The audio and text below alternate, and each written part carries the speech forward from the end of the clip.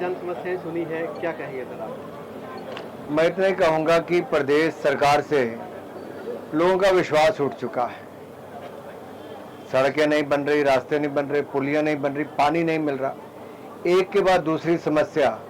और अस्पताल जाओ तो पर्ची पर भी पैसा देना पड़ रहा है, बस के किराए बढ़ा दिए जाते हैं, सड़कों की दुर्गति है, इतनी एप्लीकेशनें एक साथ आए, गर्मी के समय पानी के लिए त्राही त्राही मच जाए, और वहीं पर सड़कों के रखरखाव के लिए जब डिप्टी कमिश्नर को, एक्सीएन को या बाकी अधिकारियों को लिखें और वो कहते हैं हमारे पास पैसा नहीं, अनुसूचित जाति की बस्तियों के लिए पैसा मांगे तो कहते पैसा नहीं, सॉइल कंजर्वेशन के लिए पैसा मांगते हैं तो कहते पैसा नहीं।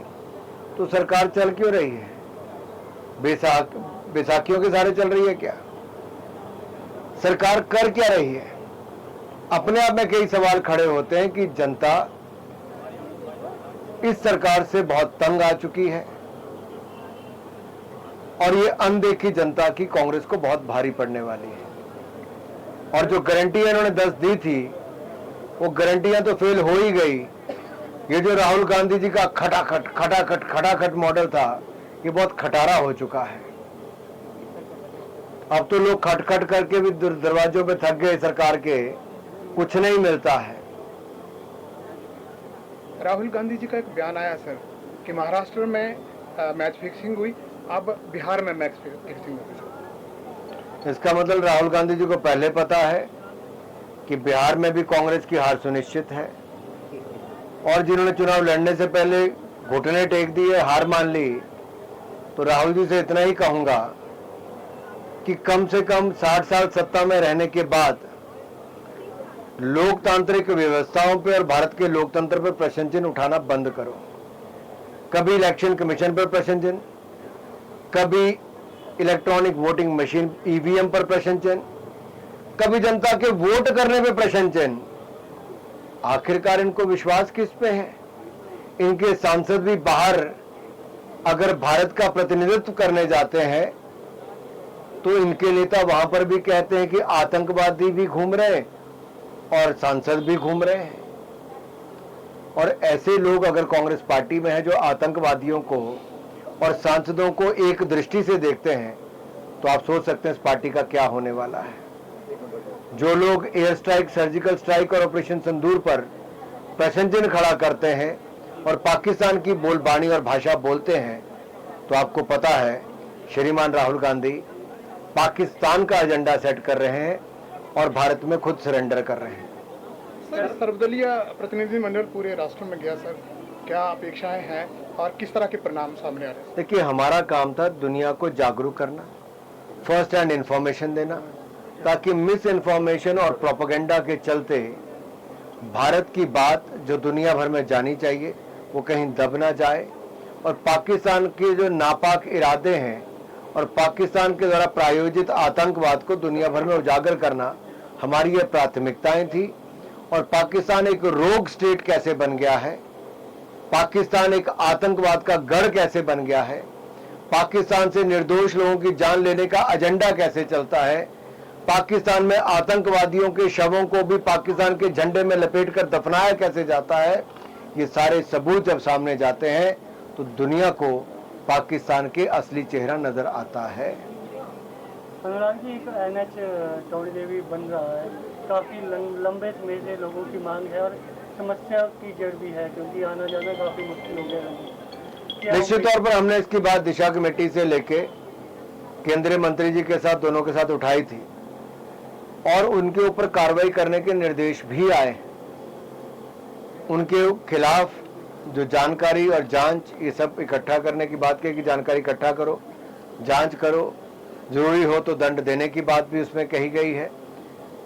और अभी भी हमने दबाव डाल के काफी हद तक उसको पक्का कराया है, लेकिन बार बार उस कंपनी ने जो सीमा तय की थी कि इतनी तारीख को इस महीने में हम लोग सड़क पूरा करके देंगे, सड़क का निर्माण कार्य पूरा नहीं हुआ, ये सच्चाई है। लोगों को तकलीफ हुई, ये भी सच्चाई है। लोगों के मकानों को खतरा बना रहा, ये भी सच्चाई है। और इसके लिए बार बार हमने आवाज उठाई, ये भी सच्चाई है।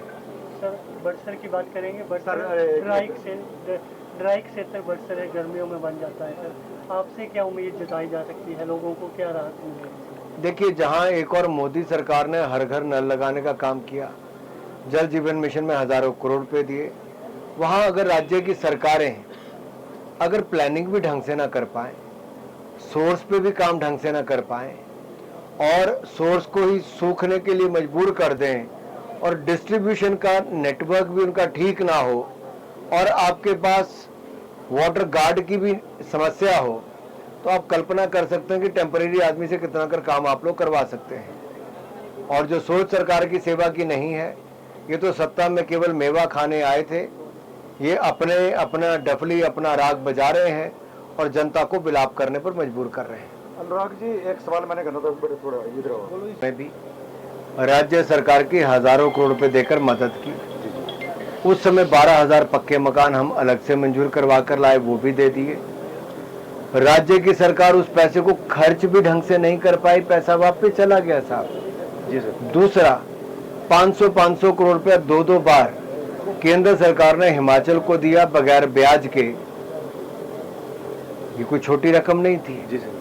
फिर हमने 2700 करोड़ रुपया दिया प्रधानमंत्री ग्रामीण सड़क योजना में सड़कें बनाने के लिए, और उसमें धन्यवाद तो सरकार ने किया नहीं, जबकि सांसदों का काम है उसका शिलान्यास और उसका उद्घाटन करना। लेकिन राज्य की सरकार ने सांसदों को बगैर बुलाए अपने आप ही मुख्यमंत्री ने शिलान्यास कर दिए, उनका तो कोई योगदान ही उसमें नहीं था।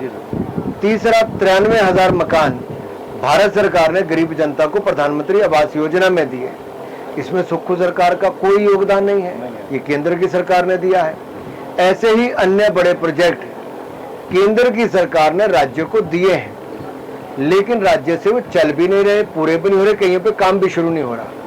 उदाहरण के तौर पे जैसे ऊना में mother and child care centre है, 3 साल हो गए बने, क्यों नहीं चल रहा है? ऐसे कई और स्वास्थ्य और शिक्षा की सुविधाएं हैं जहां पे सरकार के हाथ खड़े हो गए। यहां तक कि हिमाचल की सरकार ने तो जो अपनी जिम्मेदारी उससे भागने का काम कर लिया है। इनके मंत्री ही आपस में लड़ रहे हैं और कह रहे हैं कि हमारे मंत्रालय को तो मुख्यमंत्री जी कोई पैसा नहीं दे रहे। तो अपने आप समझ आता है कि कांग्रेस के अंदर कला है, बहुत तेजी के साथ बढ़ रही है। दूसरे दिन कोई ना कोई क्लेश हुआ रहता है, रूठे रहते हैं। तीसरी बात यह है कि सबको ये लगता है कि वो सरकार में तो है लेकिन कर कुछ नहीं पा रहे, ये कांग्रेस की स्थिति बनी हुई है। सर